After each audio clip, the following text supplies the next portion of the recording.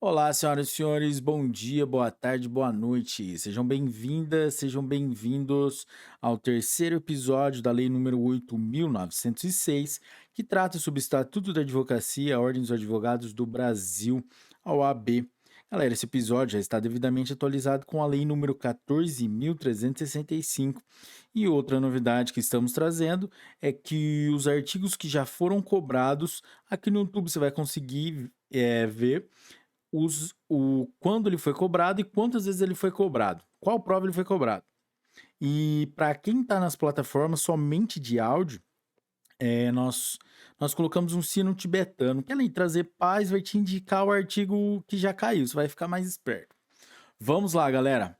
Antes de começarmos, não se esqueça de deixar seu like, se inscrever no canal, ativar o sininho, deixar seu comentário aí embaixo, mesmo com um emojizinho aí, galera, para potencializar a entrega aqui no YouTube.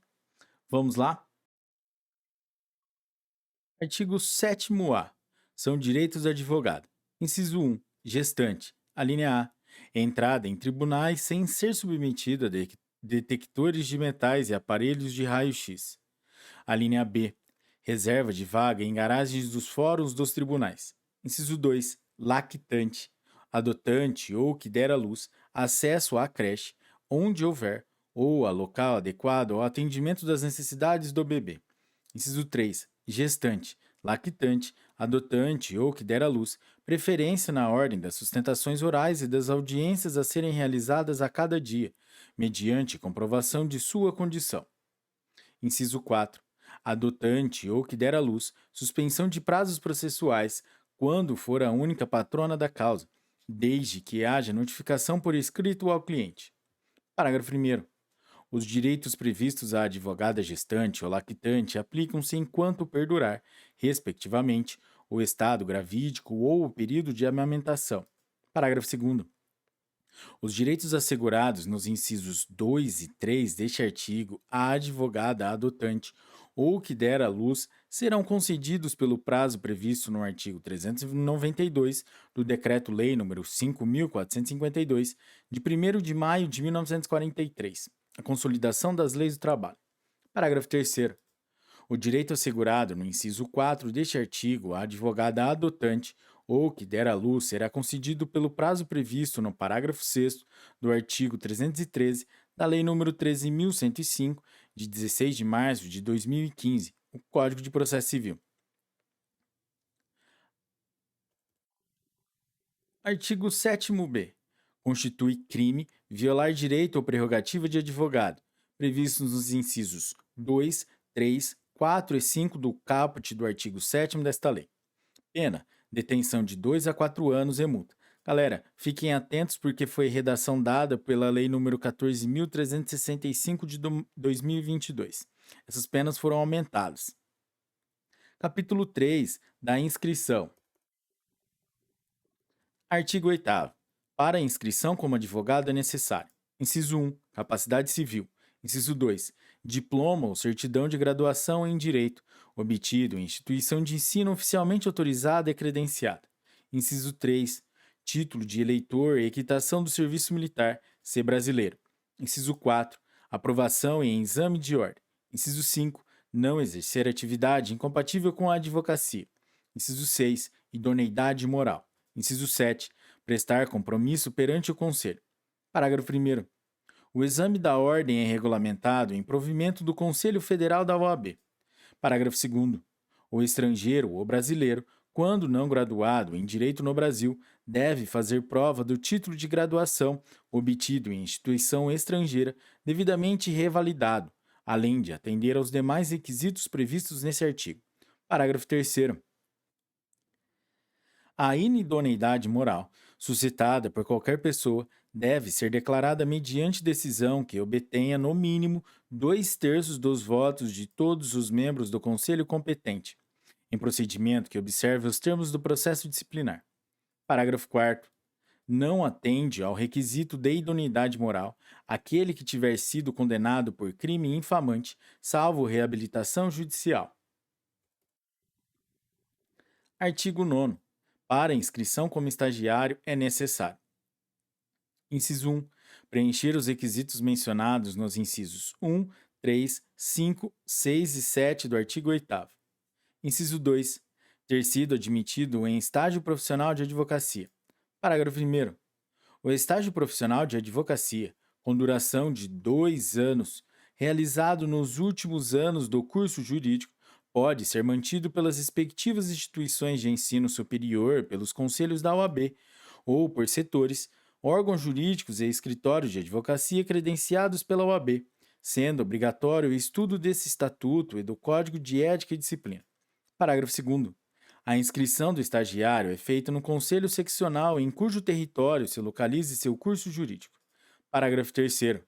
O aluno de curso jurídico que exerce atividade incompatível com a advocacia pode frequentar o estágio ministrado pela respectiva instituição de ensino superior para fins de aprendizagem, vedada a inscrição na OAB. Parágrafo 4º. O estágio profissional poderá ser cumprido por bacharel em direito que queira se inscrever na ordem. Parágrafo 5º. Em caso de pandemia ou em outras situações excepcionais que impossibilitem as atividades presenciais declaradas pelo poder público, o estágio profissional poderá ser realizado no regime de teletrabalho ou de trabalho à distância em sistema remoto ou não, por qualquer meio telemático, sem configurar vínculo de emprego à adoção de qualquer uma dessas modalidades. Parágrafo 6º. Se houver concessão pela parte contratante ou conveniada de equipamentos, sistemas e materiais ou reembolso de despesas de infraestrutura ou instalação, todos destinados a viabilizar a realização da atividade do estágio prevista no parágrafo 5º deste artigo, essa informação deverá constar expressamente do convênio de estágio e do termo de estágio. Artigo 10.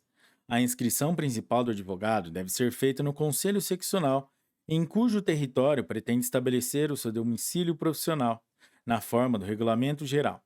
Parágrafo 1º. Considera-se domicílio profissional a sede principal da atividade de advocacia, prevalecendo, na dúvida, o domicílio da pessoa física do advogado. Parágrafo 2º.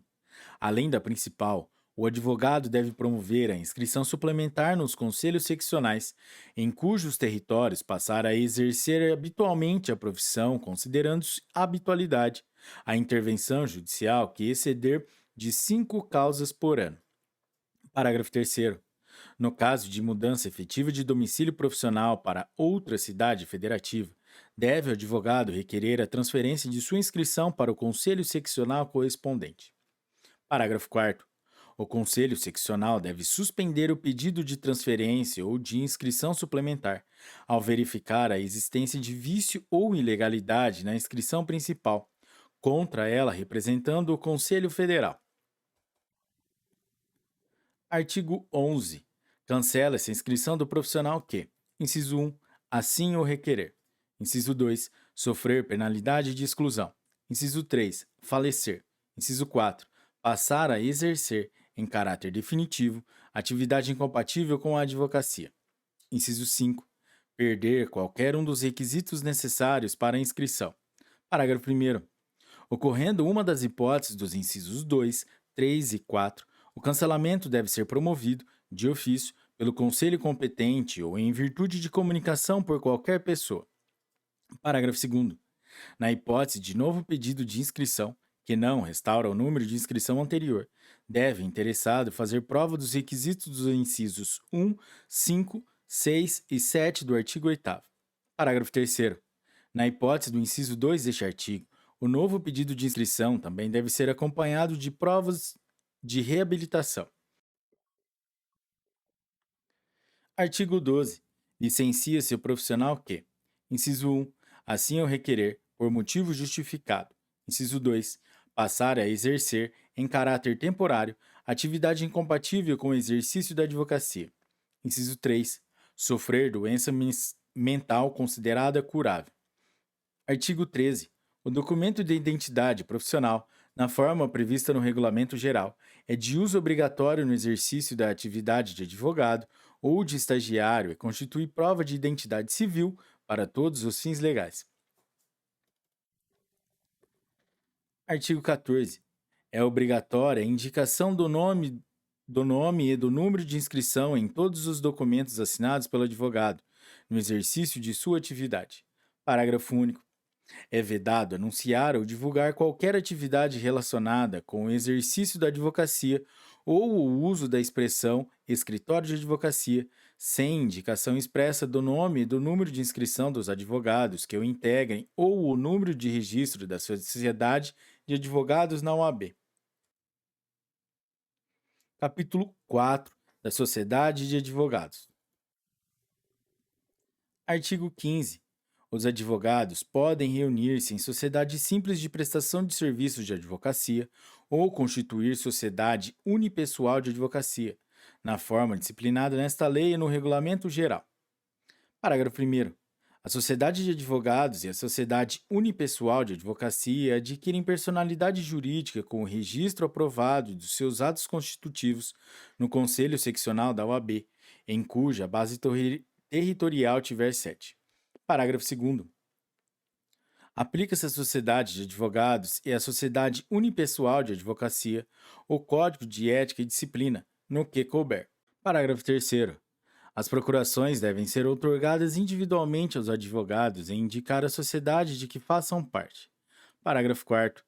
Nenhum advogado pode integrar mais de uma sociedade de advogados, constituir mais de uma sociedade unipessoal de advocacia ou integrar, simultaneamente, uma sociedade de advogados e uma sociedade unipessoal de advocacia, com sede ou filial na mesma área territorial do respectivo conselho seccional. Parágrafo 5º. O ato de constituição de filial deve ser averbado no registro da sociedade e arquivado no conselho seccional, onde se instalar, ficando os sócios, inclusive o titular da sociedade unipessoal de advocacia, obrigados à inscrição suplementar. Parágrafo 6º. Os advogados sócios de uma mesma sociedade profissional não podem representar em juízo clientes de interesses opostos. Parágrafo 7º. A sociedade unipessoal de advocacia pode resultar da concentração por um advogado das cotas de uma sociedade de advogados, independentemente das razões que motivaram tal concentração. Parágrafo 8º. Nas sociedades de advogados, a escolha do sócio administrador poderá recair sobre o advogado que atue como servidor da administração direta, indireta e fundacional, desde que não esteja sujeito ao regime de dedicação exclusiva, não lhe sendo aplicável o disposto no inciso 10 do caput do artigo 117 da Lei nº 8.112, de 11 de dezembro de 1990, no que se refere à sociedade de advogados. Parágrafo 9º. A sociedade de advogados e a sociedade unipessoal de advocacia deverão recolher seus tributos sobre a parcela da receita que efetivamente lhes couber, com a exclusão da receita que for transferida a outros advogados ou a sociedades que atuem em forma de parceria para o atendimento do cliente. Parágrafo 10. Cabem ao Conselho Federal da OAB a fiscalização, o acompanhamento e a definição de parâmetros e de diretrizes da relação jurídica mantida entre advogados e sociedades de advogados ou entre escritório de advogados sócios e advogado associado, inclusive no que se refere ao cumprimento dos requisitos norteados da associação sem vínculo empregatício, autorizado expressamente neste artigo. Parágrafo 11. Não será admitida a averbação do contrato de associação que contenha, em conjunto, os elementos caracterizadores de relação de emprego previstos na Consolidação das Leis do Trabalho, aprovada pelo Decreto-Lei nº 5.452, de 1º de maio de 1943. Parágrafo 12. A sociedade de advogados e a sociedade unipessoal de advocacia podem ter como sede, filial ou local de trabalho espaço de uso individual ou compartilhado com outros escritórios de advocacia ou empresas, desde que respeitadas as hipóteses de sigilo previstas nesta lei e no Código de Ética e Disciplina. Galera, é isso aí.